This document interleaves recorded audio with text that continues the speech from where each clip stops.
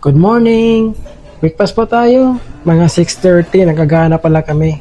Kasi by 7, kukunin na kami ng agent papunta immigration bago ihatid sa barko. Kaya magpakabusog ka iyo bago magpabugbog sa barko. Just enjoy your good meal. Galing na kami ng immigration guys. All is good. We are all cleared. Kaya diretso na kami sa barko. Malamig na umaga dito sa Korea. Medyo foggy. Anong klaseng tao kaya meron doon sa barko? Yun talagang papasok sa isip namin pagpasampa na kami. May tiger, may sigbin, may tupa, mga iba't ibang creature. Halo-halo kasi yung lahi doon eh. Kumbaga, iba't ibang breed, iba't ibang ugali. Basta wag lang mga gat. Ibang usapan na yan pag may rabies na involved. Malapit-lapit na kami. Nangangamoy langis na. Ito pala yung dipo o tinatawag na dome.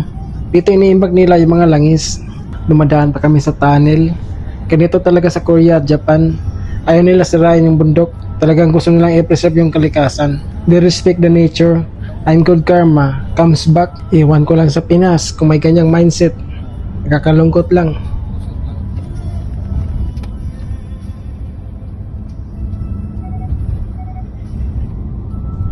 Andito na yung barko namin guys. Wala na tong atrasan. We all need money for the family and future.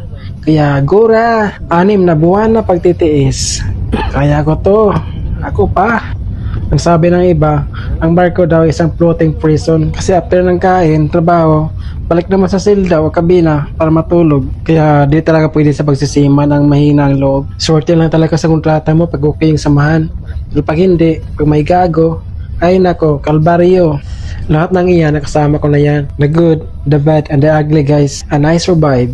So dito na lang muna ako guys. Sasampa na ako. Bon voyage! Please like and share!